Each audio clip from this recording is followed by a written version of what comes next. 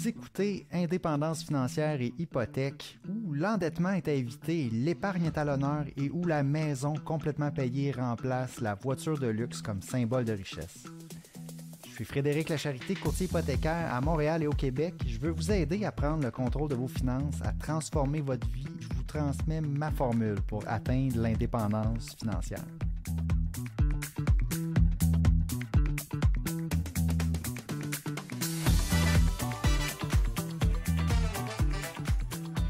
Aujourd'hui, le sujet d'émission, j'ai plusieurs sujets que je vais toucher, basés en grande partie sur des courriels d'auditeurs. J'ai 3 personnes qui sont sur le bon chemin pour arriver à l'indépendance financière, puis ils m'ont posé quelques questions. On va les situer sur le plan en 5 étapes, voir ils sont rendus où. J'ai quelques petits sujets aussi que je veux toucher par rapport aux hypothèques, là, des dossiers que je suis en train de faire, puis des choses que je veux dire. On va commencer par premier auditeur, donc me dit « Merci pour ton podcast, c'est vraiment une belle écoute légère, facile et complète. Vraiment, merci quand vous m'écrivez comme ça, là, puis que vous dites que vous aimez mon contenu, c'est vraiment quelque chose qui me fait vraiment plaisir. C'est comme une des raisons pourquoi que j'ai commencé le podcast, et c'est pour rejoindre des personnes qui pensent un peu comme moi, tu sais, puis peut-être qui sont rendus plus au début de leur cheminement parce que je veux aider, mais c'est toujours le fun de parler à des gens qui sont un petit peu d'accord avec le chemin, qu'on s'entend là, sur les principes de base. Souvent, ça va être par rapport à l'endettement. Et puis, il n'y a pas beaucoup de gens qui vont décider de ne pas utiliser l'endettement du tout pour leur consommation. Et puis, on va être un peu bizarre par rapport aux autres. Donc, ça fait du bien de rencontrer des personnes qui ont cette idée-là aussi puis qui sont en train d'accumuler une valeur nette sans dette. Donc, je suis vraiment content d'avoir ces courriels-là. Bon, donc l'auditeur en question, un investisseur autonome, investisseur immobilier. Il y a un immeuble à revenu plus sa maison. Donc, salaire 80 000, 120 000 par année. 30 ans, son bilan financier, donc en gros, REER, CELI non enregistré, on est à 82 000, un petit fonds de pension qu'on vient de commencer avec 20 000 dedans. On a un immeuble à revenu acheté en 2020 avec une équité de 274 000 d'accumulé, donc on a 274 000 de valeur sur cet immeuble à revenu-là. Un ratio prêt-valeur de 40 %, ce qui est quand même bas, ça veut dire que le prêt est 40 % de la valeur de l'immeuble. Ensuite, on a acheté la maison en 2022, puis ici, on a un ratio prêt-valeur de 60 %, c'est-à-dire que notre prêt par rapport à la valeur de la maison, c'est 60 %. On a une valeur d'accumulé de 215 000 sur cette maison-là, puis notre valeur nette est de 600 000, donc selon les informations qu'il m'a données. Donc, on s'approche là d'être millionnaire en valeur nette. Si on le situe sur les 5 étapes, c'est quelqu'un qui n'a pas de dette ou très peu de dette. Je pense qu'il y a peut-être un prêt voiture qu'il regrette, mais qui est en train de terminer de payer. Sinon, on est pas mal en train d'être à l'étape numéro 4. Là. Tu sais, j'investis pour l'indépendance financière parce que là, on a déjà acheté notre maison. On est en train d'investir pour l'indépendance financière. On remplit nos REER, nos CELI, puis on rembourse notre hypothèque.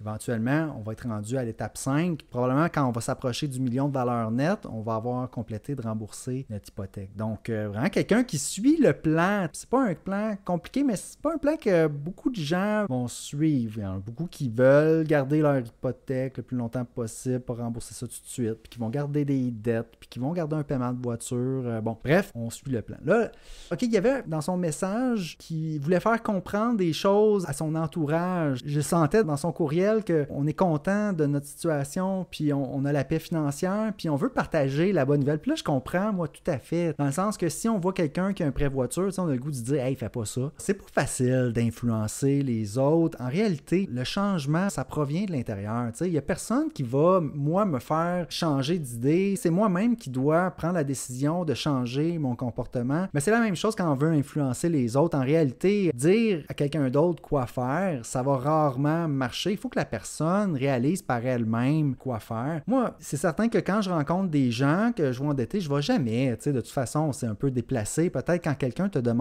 pas ton avis. Moi, je suis extrêmement gêné d'arriver et donner des conseils comme ça qui sont non sollicités. Par contre, je m'amuse beaucoup avec le podcast parce que là, je parle à personne. Je parle à tout le monde et je parle à personne. Donc, les conseils que je donne, je vise personne en particulier puis je connais pas les situations de tout le monde. Donc, en réalité, donner des conseils comme ça de « Hey, tu devrais rembourser ta voiture, tu devrais pas avoir une voiture louée » ou, tu sais, on ne sait pas en bout de ligne. La personne, je suis très réservé quand vient le temps de donner comme ça un conseil à quelqu'un en particulier, mais quand je le dis sur le podcast, c'est à tout le monde en même temps, donc c'est à personne. Donc là, c'est beaucoup plus facile pour moi d'en parler que ben non, allez pas emprunter pour votre voiture, vous voyez.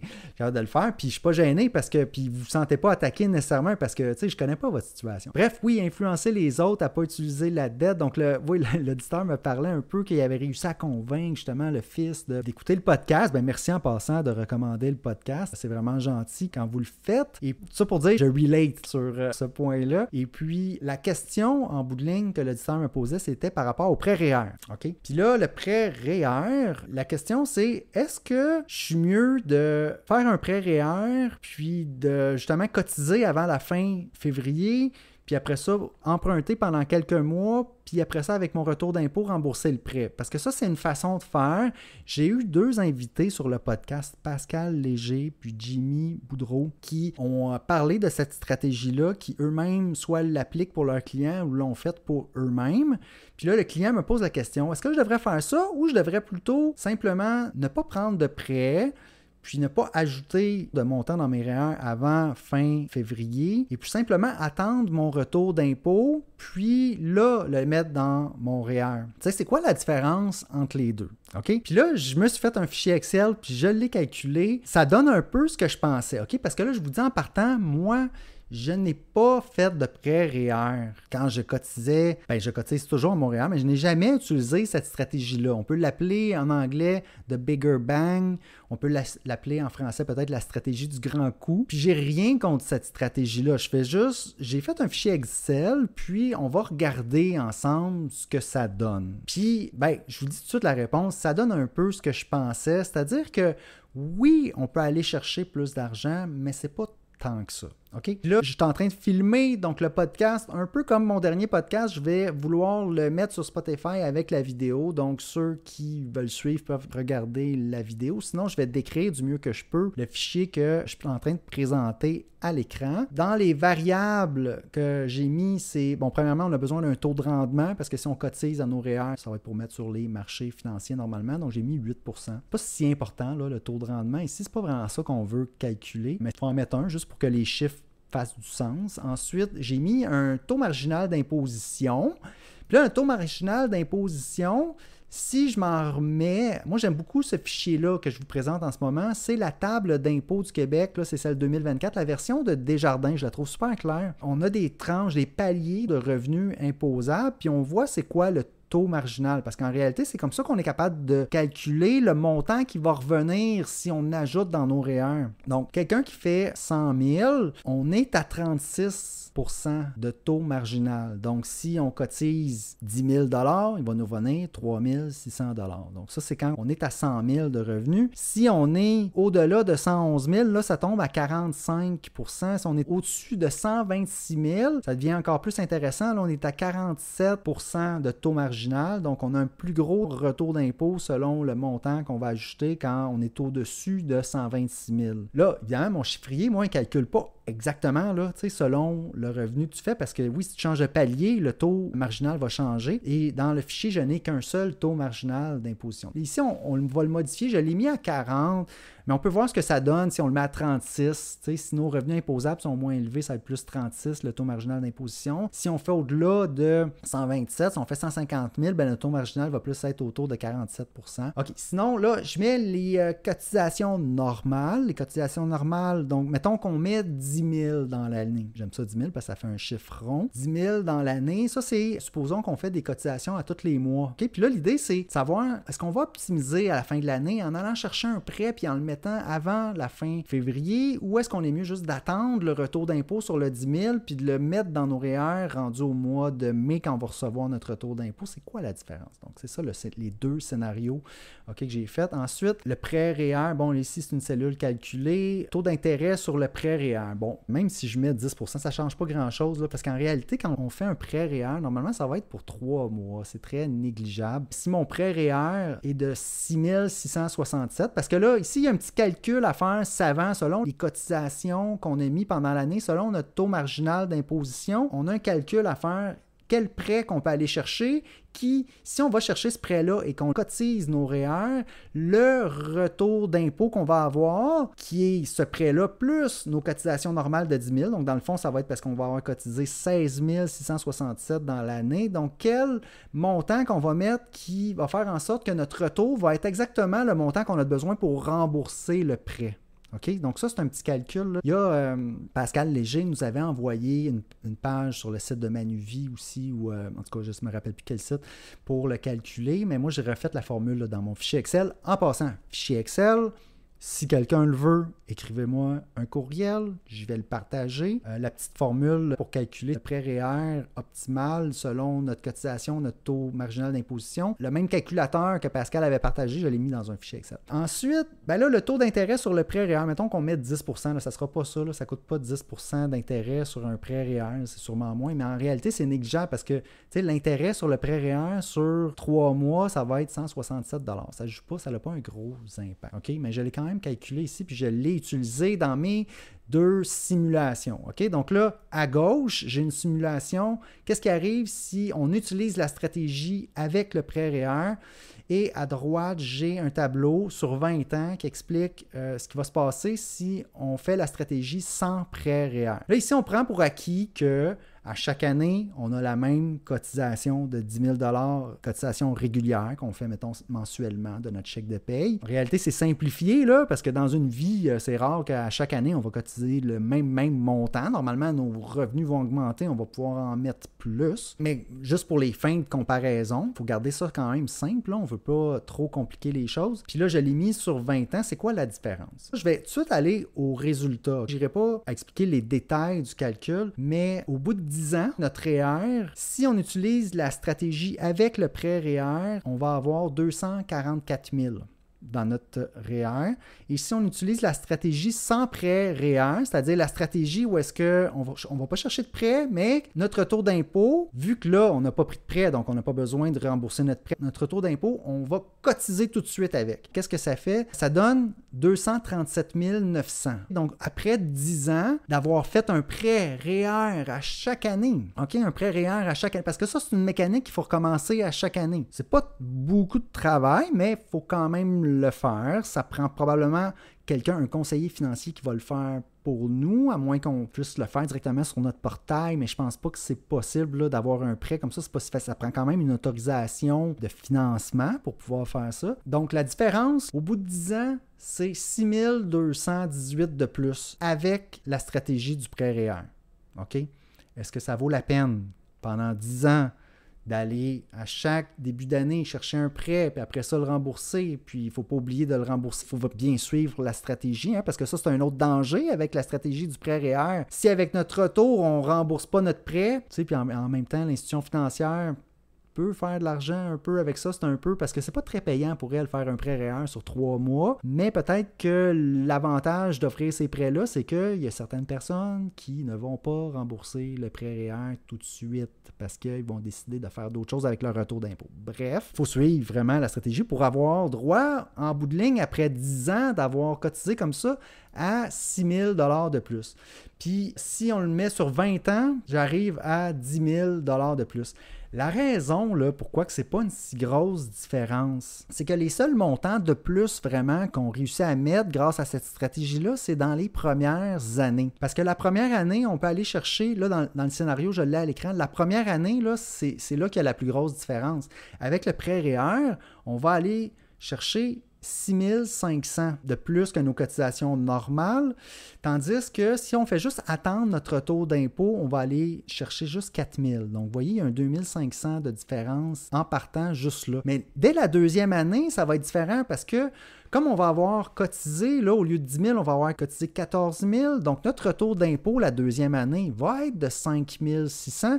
Et puis, après quelques années, le retour d'impôt va être identique au prêt REER qu'on doit prendre à chaque année. Donc, moi, j'ai fait la stratégie sans prêt REER et vous voyez que c'est pas une si grosse affaire. Vous pouvez le faire, vous pouvez pas le faire. Est-ce que c'est grave de laisser sur 20 ans 10 000 $ sur la table? À vous d'en juger. C'est une question de préférence. Moi, comme beaucoup de choses en finances personnelles, j'aime ça garder les choses simples. Ça, c'est une façon pour moi que j'ai gardé les choses simples, c'est-à-dire j'ai procédé sans prêt REER. J'ai fait simplement cotiser mes retours d'impôt systématiquement à chaque année. Ça, c'est une autre chose. Hein? Si ton retour d'impôt, même si tu utilises la stratégie sans prêt REER, tu ne prends pas ton retour d'impôt pour cotiser automatiquement dans ton REER, ben là, c'est certain que ça ne marche plus, là, les chiffres. Puis là, ben, il y avait un scénario ici où est-ce que j'avais enlevé l'intérêt que ça coûte pour ajuster la stratégie avec prêt REER, mais ça, je l'ai enlevé par la suite parce que en réalité, ça s'équivaut parce qu'avec la stratégie prêt REER, en réalité, on investit 3 mois d'avance à chaque année le montant versus la stratégie sans prêt REER, c'est qu'il faut attendre au mois de mai notre retour d'impôt. Donc, au lieu de cotiser, par exemple, au mois de janvier, on va cotiser au mois de mai. Donc, la différence en bout de ligne, c'est 3 mois de rendement sur nos placements sur la nouvelle cotisation, sur le 6 000 $ environ. Mais là, ce scénario-là, c'était basé sur des cotisations normales de 10 000. Si on change les chiffres, ça va changer. Mais ça ne changera pas beaucoup. Si on change le rendement, je l'ai essayé. Si on met 12 % de rendement au lieu de 8, au final, au lieu d'être 20 000, c'est 23 000 après 20 ans. Si on change d'autres choses, si on change notre taux marginal d'imposition, OK, puis qu'on est plus autour de 47 % parce que nous, mettons qu'on fait 150 000 par année puis qu'on ne fait pas 100 000 ou 120 000, est-ce que ça change? Ben, c'est 21 900 au lieu de 20 000. Il y a encore là pas une si grosse différence. Voilà, ça vous donne une idée. Donc ça, c'était pour répondre à la question du premier auditeur sur le prêt REER. On va passer à un prochain sujet, un prochain auditeur. Okay, lui, il me dit « Bon, je voulais d'abord te remercier de partager ses connaissances et ce style de vie à travers ton podcast. Ma conjointe et moi connectons beaucoup à ce but de vie en termes de finances. » Donc, encore là, quelque chose qui me touche énormément. Bien content que ce deuxième auditeur-là m'ait écrit. Puis là, lui, il me posait comme question, est-ce qu'il y a un limitatif de territoire? Parce que nous, on est dans la... Il me dit, nous, on est dans la région de Québec, on est dans la ville de Québec, mais on aimerait vraiment faire affaire avec toi pour nos prochaines hypothèques. Donc, est-ce que ça va être un problème ou c'est correct, t'sais? Ma réponse à ça, c'est que moi, tous les dossiers, moi, je travaille de la maison, tous les dossiers, ça se fait tout à distance. On travaille souvent avec les banques, avec le centre hypothécaire, puis après ça, ça s'en va dans les succursales. Donc, mais tout est centralisé maintenant, puis tout se fait à distance. Donc, moi, je peux faire des dossiers partout au Québec. Je peux faire des dossiers ailleurs au Canada aussi. Je peux aider pour faire une hypothèque ailleurs au Canada. On est capable de faire la transaction ensemble, il n'y a pas de problème. Donc, ça, c'était pour répondre à la question. Il n'y a pas de limitatif de territoire. Puis, moi, ça se passe en vidéo, ça se passe en courriel, on s'appelle, on se texte. Que vous soyez voisin de la rue où j'habite ou vous soyez à Québec, ça ne change pas grand-chose. OK. Renouvellement, cet auditeur-là me dit le renouvellement est dû pour octobre 2025. Je lui ai répondu, regardez, pour un renouvellement en octobre 2025, l'idéal, c'est qu'on se reparle plus 4 mois avant le mois d'octobre 2025. Mais il n'y a pas de problème, là. Si vous avez des questionnements, on peut se parler avant. Tu sais, moi, ça ne me dérange pas. On peut faire un 15-20 minutes, une rencontre, tout ça. Allez dans mon calendrier, booker un rendez-vous. On se parle 15-20 minutes, on fait connaissance. Puis, j'ai votre nom, j'ai vos informations, nom, numéro de téléphone. Puis la prochaine fois que vous allez me communiquer avec moi pour votre hypothèque, ben, on ne partira pas de zéro. On va s'être parlé déjà une fois. Donc ça, c'est une autre chose qu'on peut faire. Il n'y a pas de problème. Puis en même temps, ben, si on a des questions, on peut y répondre comme ça. Puis pas obligé d'attendre là, nécessairement d'avoir un dossier de financement pour se parler. OK. Ah oui, puis là, il me dit... On a fait affaire avec un courtier hypothécaire pour l'achat de la maison ou peut-être l'immeuble à revenu. Puis il me dit l'accompagnement avait été beaucoup plus simple. Puis là, je pense qu'il fait référence un peu à comment que j'explique, moi, la façon que je travaille. Tu sais, financement hypothécaire, si on va à la banque, c'est une machine, là. Tu sais, eux, c'est beaucoup de dossiers. Là. On en fait un, on en fait un autre. C'est documents, puis après ça, OK, voici 5 ans fixes, OK, voici... Tu sais, puis on passe pas... Chaque personne qui va travailler dans les banques ne passera pas beaucoup de temps sur votre dossier. On ne va pas parler d'indépendance financière, on ne va pas parler de gestion de notre dette, de OK, est-ce qu'on devrait plutôt rembourser ou ça serait quoi, puis les différents produits hypothécaires, fixes, variables. Peut-être qu'on va toucher un peu ces sujets-là, 3 ans, 5 ans, 4 ans fixes, mais en général, ça va aller un petit peu plus vite.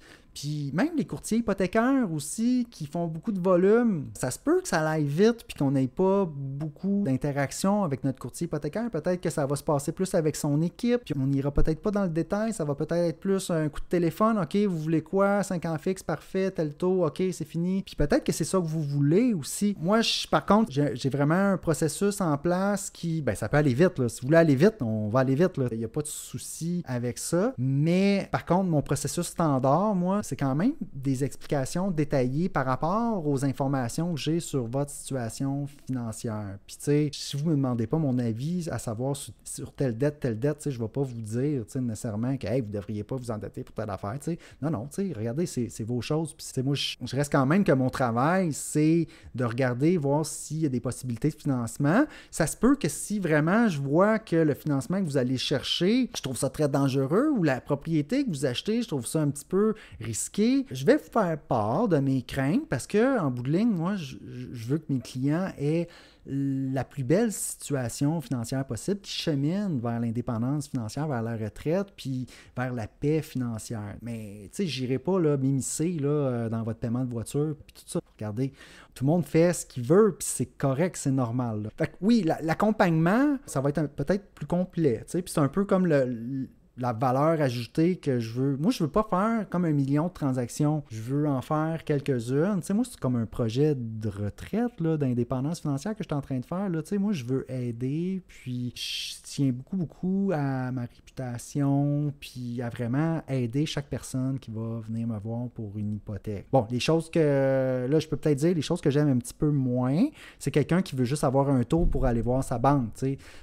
Oui, je vais pouvoir donner le taux, mais verbalement, au téléphone, tu sais, faites-moi pas là, travailler avec les documents, puis une présentation de recommandation, qu'après ça, vous regardez pas ma présentation, que j'ai mis quand même 2-3 heures dessus, puis que vous prenez juste mon rapport de recommandation avec le taux, puis que vous remettez ça à votre banque. Rendu là, c'est une question de faire travailler les gens. Moi, je veux aider, mais non plus, je vais pas mettre un nombre d'heures exagéré quand notre but, c'est simplement d'avoir un document avec un taux, puis de le remettre à notre prêteur. Donc, ça, c'est un petit bémol par rapport à mes services. OK, troisième auditeur. Un auditeur qui débute en immobilier, lui, il m'écrit « Ça fait du bien d'entendre quelqu'un qui prône avec raisonnement le non-endettement et l'indépendance financière. Donc, merci. » Encore là, un auditeur qui est content que je parle que justement, l'endettement, ce n'est pas tout. L'effet de levier, il n'y a pas juste ça. La paix financière, puis avoir des fondations solides, ne pas s'endetter pour la consommation, puis peut-être viser d'avoir une maison remboursée, payée à 100% pour diminuer nos coûts de loyer. Ça peut faire partie, ça, de notre plan vers l'indépendance financière. Cet auditeur-là, quand on commence le courriel comme ça, je vais être très, très content et attentif sur les prochaines questions. Ben, je vais être attentif sur toutes les questions qu'on m'envoie, là, mais c'est sûr que ça me fait plaisir de lire ça. Ensuite, on me dit, j'ai fait mon premier achat immobilier en début d'année en tant que propriétaire occupant d'un triplex. Je suis très content. Je l'ai eu à un prix raisonnable et maintenant, je continue de m'informer et d'agir pour me construire de bonnes bases. Nous verrons bien ce qui ressort de cette formation. Oui, parce que là, c'est un auditeur qui est allé faire le bootcamp IMOFacil de liberté financière. Puis ça, j'en ai parlé dans une série de 5 podcasts quand j'ai fait une série de 5 émissions sur le défi 5 jours liberté de IMOFacil. Donc ça, c'est un auditeur qui était allé après ça au bootcamp. Moi, je ne suis pas allé au bootcamp, mais j'étais intéressé à avoir son feedback. Puis lui, on s'est parlé pendant 1 heure. Donc vraiment, un auditeur qui est encore là, bien parti vers l'indépendance financière. Menuisier, électricien, achète un triplex. Le prix demandé était 425 000. Lui a fait une offre pour 300 000 parce que c'est un triplex, il y avait beaucoup de travaux à faire, puis il n'y avait pas beaucoup eu d'offres. Puis c'est ça, hein? Quand on fait de l'immobilier, on va offrir le prix qu'on est prêt à payer parce qu'il y avait beaucoup de travail à faire dans ce triplex-là. Et puis, il a offert 300 000, puis au final, le propriétaire a accepté de lui vendre. Donc, il a fait son profit à l'achat. Mais il y avait quand même beaucoup de travail. Puis là, c'est quelqu'un qui est menuisier électricien. Quand je dis investir dans son domaine d'expertise, bien là, quand on va aller acheter un triplex qui a des travaux à faire, propriétaire occupant, on combine en plus le fait d'investir puis d'acheter une maison. Puis là, on va habiter dans un triplex, ça ne sera pas le gros luxe, on va être en logement, on va être sur place pour peut-être faire les travaux, on a des possibilités de revenus de loyer ou d'optimisation. Regardez, je trouve que la façon de procéder ici est vraiment optimale pour cet auditeur-là. Puis plus je lui parlais pendant presque 1 heure, plus je voyais que c'est certain que cet auditeur-là est en train de cheminer vers l'indépendance financière. Lui non plus ne veut pas de dette de consommation. Et puis, est concentré sur augmenter ses actifs pour éventuellement être capable de libérer son temps. En plus, l'immeuble qu'il avait acheté, le triplex, a un garage et a une possibilité d'unité d'habitation additionnelle. Ça, c'est les nouvelles réglementations qui permettent maintenant d'avoir des unités d'habitation additionnelles détachées du bâtiment principal. Ça va être encore ce qui va faire que la valeur de son immeuble va augmenter dès qu'il va l'avoir aménagé, qu'il va avoir loué ça à des locataires. Donc, vraiment, juste du bon. Puis c'est quelqu'un qui va aller se former dans les clubs immobiliers, qui fait du réseautage, qui fait toutes les bonnes choses. OK? Puis lui, justement, on a parlé, puis il y avait quelques questions par rapport au financement. Rien de spécifique, on en a parlé. On parlait de marge hypothécaire, de refinancer pour travaux. On parlait de être salarié versus travailleur autonome. Ouais, OK, quand il était travailleur autonome, ça allait un petit peu moins bien. Il avait essayé d'avoir du financement, mais ça ne fonctionnait pas. Ça, revisiter, hein, parce que parfois, c'est des dossiers qui sont plus compliqués. Peut-être que la personne qu'on va aller voir, elle fait juste des salariés. Mais il y a des façons de qualifier des dossiers travailleurs autonomes. Côté financement, il y a toujours des petites choses à vérifier. J'ai eu cette discussion-là, cette conversation-là avec cet auditeur. Puis, c'est quelqu'un encore là dans le plan en 5 étapes qui est rendu à investir pour l'indépendance financière. Puis lui, c'est plus le chemin de l'investissement immobilier qu'il a pris. Parce que c'est ses talents, c'est son domaine d'expertise. Donc, la prochaine étape, ça va être d'optimiser, refinancer, peut-être aller acheter un autre projet. Peut-être qu'on va aller habiter dedans, puis comme ça, puis on va augmenter notre train de vie progressivement. On va s'assurer que les revenus rentrent aussi. On va garder un bon cash flow, on va garder un ratio prix-valeur quand même raisonnable. Puis c'est comme ça qu'on avance avec la paix financière, puis ça peut bien aller comme ça. Finir pour rembourser, ne pas avoir d'hypothèque pour sa résidence principale. Avoir des hypothèques pour des immeubles locatifs, OK. Ça aussi, on va vouloir peut-être les rembourser ultimement, dépendamment d'où est-ce qu'on est rendu dans notre chemin vers l'indépendance financière. Mais tant qu'on est actif, qu'on est capable de bien dormir la nuit, puis qu'on a des bons immeubles, on peut aller en chercher de l'équité un peu sur nos immeubles. Mais à chaque fois qu'on va en chercher un peu plus, oui, c'est un risque. Mais si notre risque est compensé avec le fait que tout le reste de notre situation financière est solide, puis qu'on a une belle équité, puis que nos ratios prix-valeur, ça fait du sens, notre dette par rapport à nos actifs, ben je pense que ça répond à la question. Ben oui, utilisons l'effet de levier à ce moment-là, puis ça va encore plus vite. Donc ça, c'était le 3e auditeur. Là, je termine avec 3 petites choses, OK? Là, on n'est plus dans les auditeurs qui ont communiqué avec moi. On est par rapport à des dossiers là, sur lesquels j'ai travaillé dans les dernières semaines. J'ai un prêteur qui a un programme agricole. Ça, j'ai appris ça dans les dernières semaines. Donc, si on a une maison résidentielle sur une propriété zonée agricole, on peut avoir un financement au résidentiel. Souvent, les prêteurs vont prendre que la valeur de la partie résidentielle de la propriété. Mais j'ai un prêteur, puis ça, j'étais heureux de voir ça, puis j'ai même un client qui a utilisé ce programme-là, qui a pu emprunter au résidentiel sur la valeur combinée de la partie résidentielle et la partie agricole. Dans son cas, c'était du forestier. Là. Il y avait des arbres là-dessus. Donc, il y a un évaluateur qui est allé sur place, qui a évalué la partie résidentielle, qui a évalué la partie agricole. Puis, le prêteur a pu aller prêter jusqu'à un pourcentage là, de la valeur totale et non pas juste de la valeur de la partie résidentielle. Donc, ça, c'était une petite parenthèse, prêteur qui a un programme agricole. Il n'y en a pas beaucoup, mais ça existe. Ensuite, maison mobile. Là, je veux parler de maison mobile parce que j'ai eu un courtier immobilier avec qui je travaille m'a envoyé son client, voulait acheter une maison mobile. Bon, là, tout de suite, je vous dis, s'il vous plaît, ne m'appelez pas pour du financement de maison mobile. Je peux vous parler, là, on peut s'en parler du financement de maison mobile, bien, vous allez voir, là, avec ce que je vais dire, là, c'est que je suis pas un fan, là, OK? Puis là, je vais vous expliquer maison mobile un peu, peut-être je vais vous expliquer le fonctionnement, puis vous allez dire, hey, il connaît ça, puis je devrais l'appeler si je veux me financer une maison mobile, mais c'est pas pour ça que je dis ça. OK? Donc, je vous demande, en tout cas, vous pouvez me poser des questions, mais je ne suis pas un fan de faire ce style de financement-là. De toute façon, dans la majorité des prêteurs, vous allez devoir aller directement voir le prêteur pour faire ces dossiers-là. Donc, bref, maison mobile, je ne crois pas que c'est un bon investissement. Tu sais, si on regarde les 5 étapes OK, pour obtenir la paix financière, devenir propriétaire, atteindre l'indépendance financière.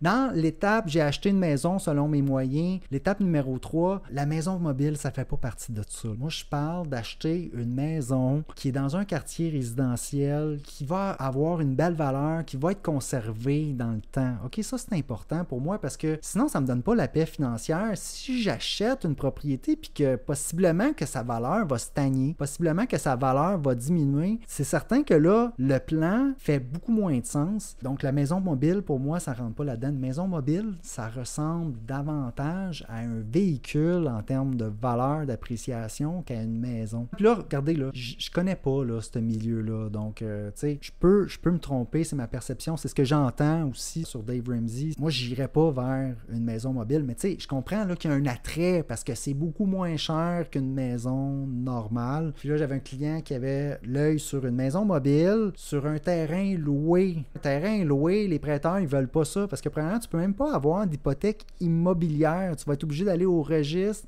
Donc, RDPRM pour avoir ta garantie hypothécaire, ça ne fit pas dans le cadre là, du tout. Quand on a un terrain loué, on ne pourra pas avoir d'hypothèque, on va devoir acheter ça cash.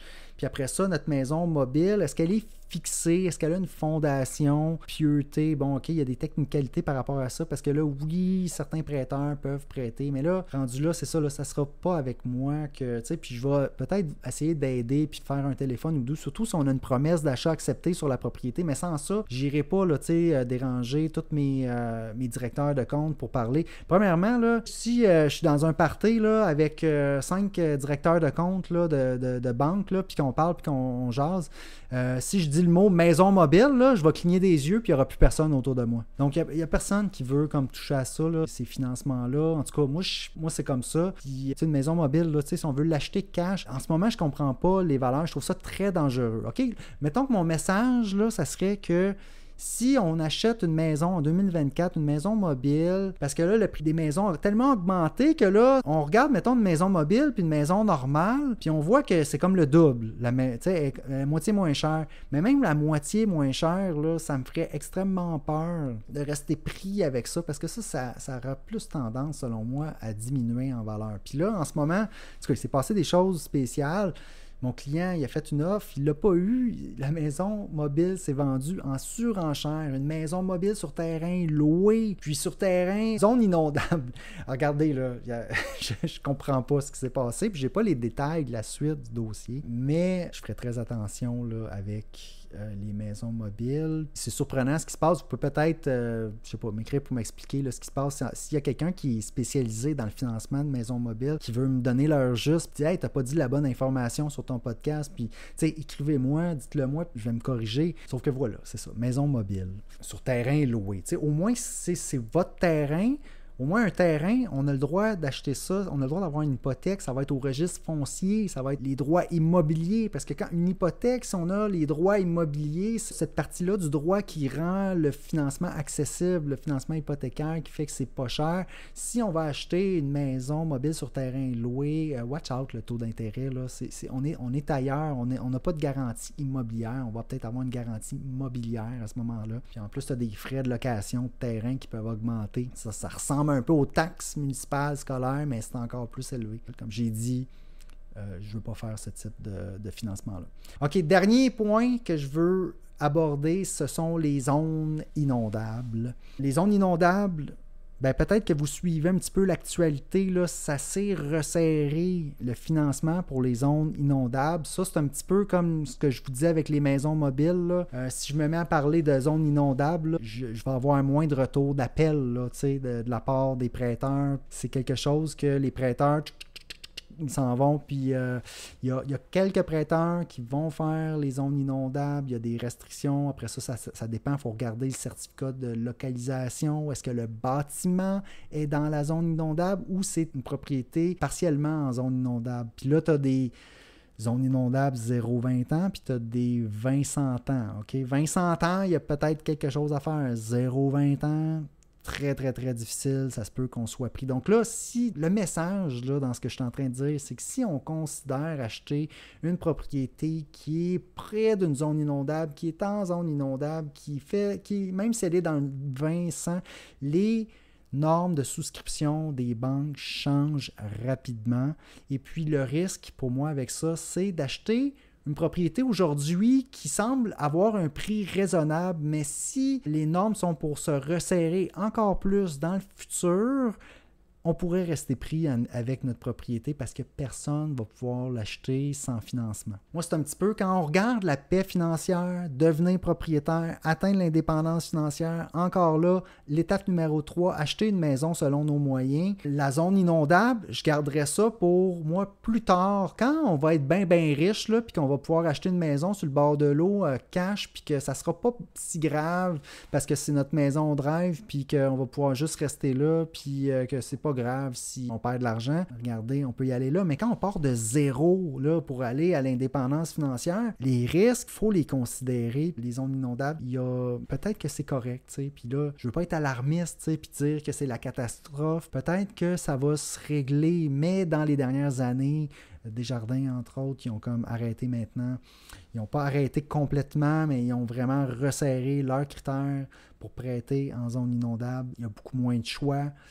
Ça se peut qu'éventuellement, ce soit juste avec des taux d'intérêt plus élevés. Bref, il y a de l'inconnu par rapport aux zones inondables, les changements climatiques. C'est certain que si on veut errer plus du côté sécuritaire, on va essayer d'éviter ces propriétés-là. Sinon, zone inondable, il faut qu'il y ait un certificat de localisation vraiment récent. Le dossier que j'ai en ce moment qui est en zone inondable, tout de suite, j'ai eu comme une communication avec l'arpenteur, géomètre, puis on m'a confirmé que le certificat de localisation était toujours valide aujourd'hui. Puis après ça, j'ai appelé les prêteurs, puis j'ai regardé, OK, le plan, est-ce que le bâtiment n'était pas dans la zone inondable 20-100 ans? Donc, à ce moment-là, oui, peut-être qu'il y a une chance qu'on aille jusqu'à 80% de ratio pré-valeur. Donc, c'est le genre de dossier considéré qu'on va regarder quand il est question de zone inondable. J'arrête là. Je vous rappelle le plan en 5 étapes pour obtenir la paix financière, devenir propriétaire, atteindre l'indépendance financière. C'est mon framework de base.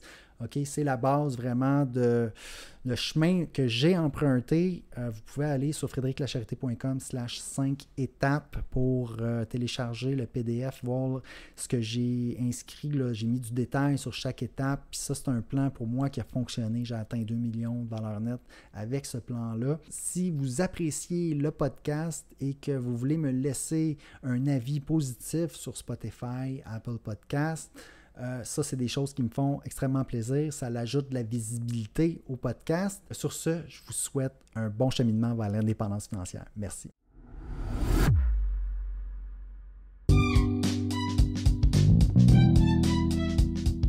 Alors, si vous avez apprécié l'émission, je vous invite à vous abonner. J'ai aussi une page Facebook à laquelle vous pouvez vous abonner. Ça s'appelle Frédéric Lacharité Courtier Hypothécaire. Vous verrez passer mes publications hypothécaires quotidiennement. Si vous avez des questions ensuite d'hypothèque pour moi, achat, renouvellement, refinancement, n'hésitez pas à communiquer avec moi en prenant rendez-vous. L'adresse parleravecfred.com, c'est un site, ça va vous mener directement sur mon calendrier. Vous pouvez choisir la date, l'heure, choisir le moment qui vous convient pour prendre rendez-vous. Ensuite, par courriel à hypothèque au pluriel, donc hypothèque avec un S, à commercial frédériclacharité.com. Téléphone 514-243-8994. Toutes ces infos-là sont disponibles dans les notes de l'émission. Puis ça me fera plaisir de parler d'indépendance financière et d'hypothèque avec vous.